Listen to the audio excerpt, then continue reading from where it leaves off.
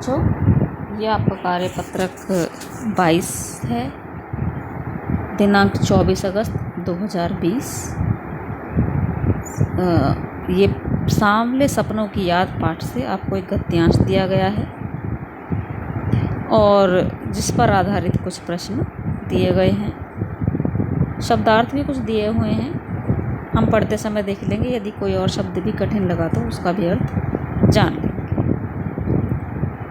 तो सांवले सपनों की याद से पहले भी आपको गद्यांश दिए हुए हैं। चलो आज का गद्यांश देख लेते हैं। सबसे पहले हम इसे ध्यानपूर्वक पढ़ते हैं।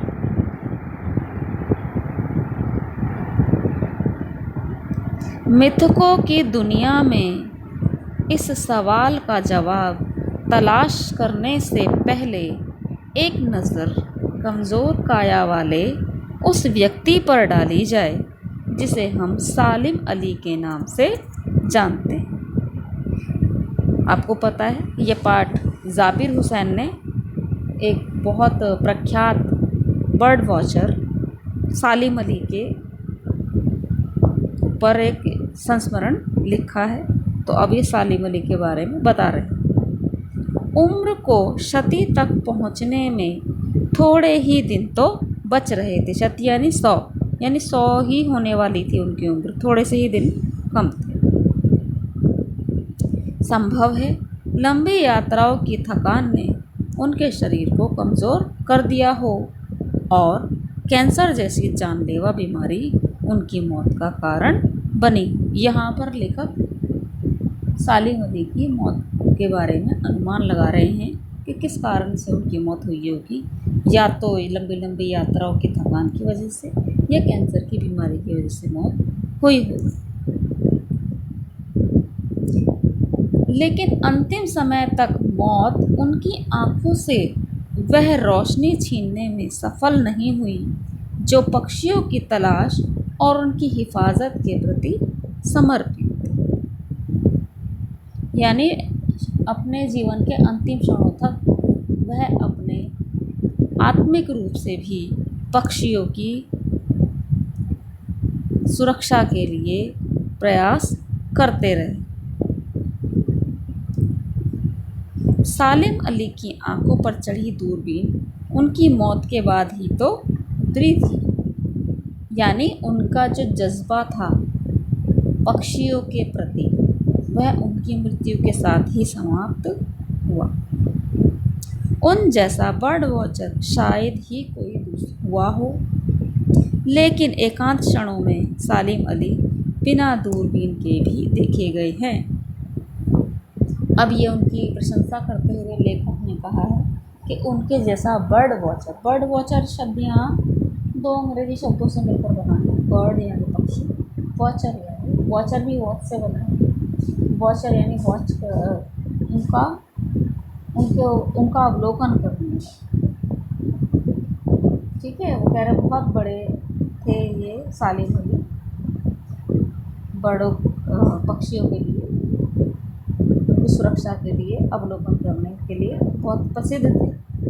लेकिन एकांत क्षणों में सालिम अली बिना दूरबीन के भी देखे गए हैं। तो एकांत के क्षणों में अकेलेपन में वो बिना दूरबीन के भी लेखक ने उन्हें कई बार देखा।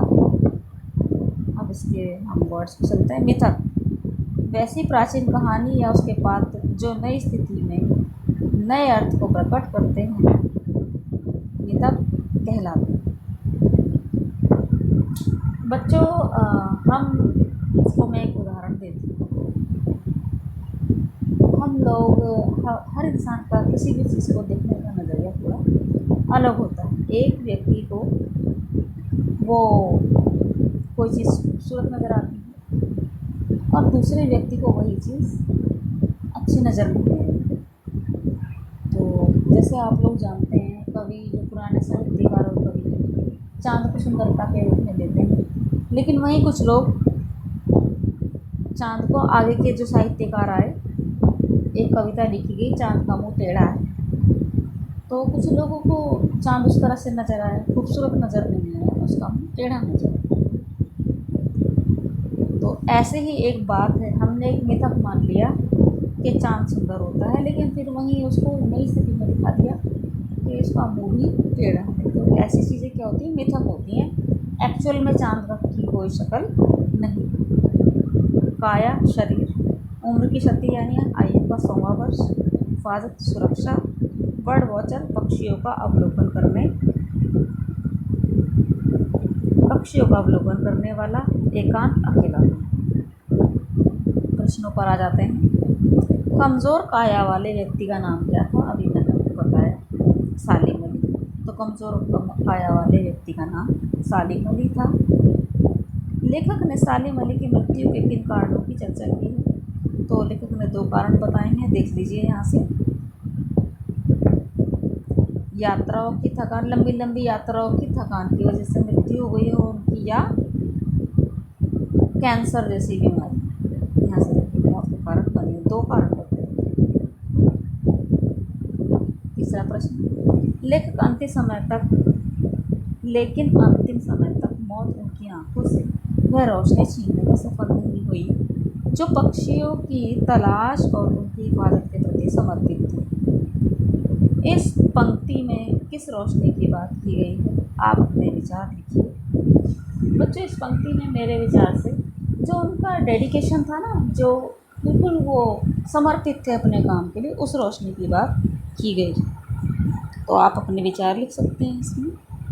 गद्यांश में आए विशेषण शब्दों को छांटकर उनके भेदों के नाम लिखिए। प्रश्न 4 है हमारा।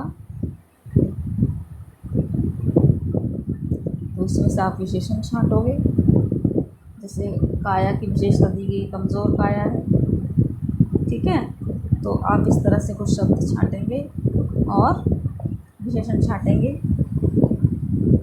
और उनके भेदों के नाम लिखिए। अगला ये आपकी गतिविधि है। क्या आपने भी मोबाइल, टीवी आदि से दूर रहकर एकांत के क्षणों को महसूस किया है? आप एकांत में क्या महसूस करते हैं? अपने विचार लिखिए। बच्चों, यदि आपने ऐसा नहीं किया है तो आप ये करके देख सकते हैं। मोबाइल, टीवी वगैरह मत देखिए कुछ टाइम के लिए, 1 आध दिन के लिए, और वो देखने की बजाय आप ऐसी जगह पर जाइए, पार्क वगैरह में जाइए या छत पर चले जाइए घर के, और अपने बारे में सोचिए और सोचकर ये देखिए कि आपके मन में कौन कौन से विचार आते हैं। उन विचारों को आपको लिखना।